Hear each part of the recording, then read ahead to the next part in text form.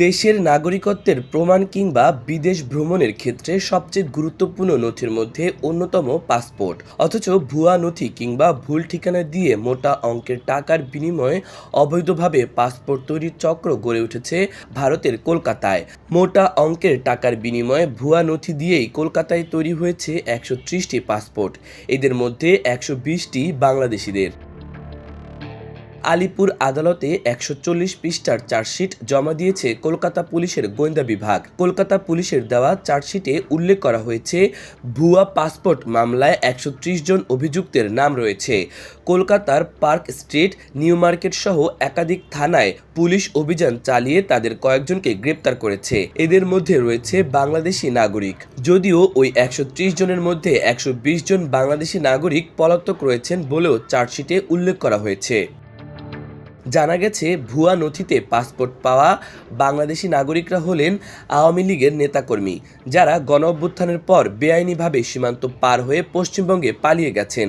এইসব ব্যক্তিদের বিরুদ্ধে প্রতারণা, জালিয়াতি, সরকারি কর্মচারী, ব্যাংকার, ব্যবসায়ী বা এজেন্ট কর্তৃক বিশ্বাসভঙ্গ এবং অপরাধমূলক ষড়যন্ত্রের অভিযোগে মামলা দায়ের করা হয়েছে।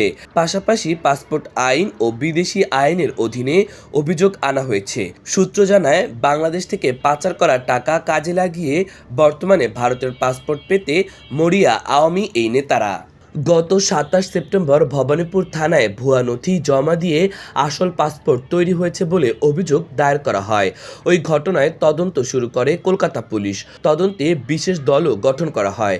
অভিযোগ ছিল উৎপল মাহাতো, উদয় মাহাতো সহ মোট 37 জনের বিরুদ্ধে। তদন্তে নেমে বিভিন্ন নথির সত্যতা যাচাই করতে সংশ্লিষ্ট সংস্থার সঙ্গে যোগাযোগ করেন তদন্তকারীরা। জানা গেছে, পাসপোর্ট করতে ব্যবহার করা প্রায় সব নথি জাল। এরপর কলকাতা লাগোয়া পঞ্চশায়র ডাকঘরে তল্লাশি চালিয়ে তদন্তকারীরা জানতে পারেন, ভুয়া পাসপোর্ট তৈরির পেছনে রয়েছে সংগঠিত চক্র।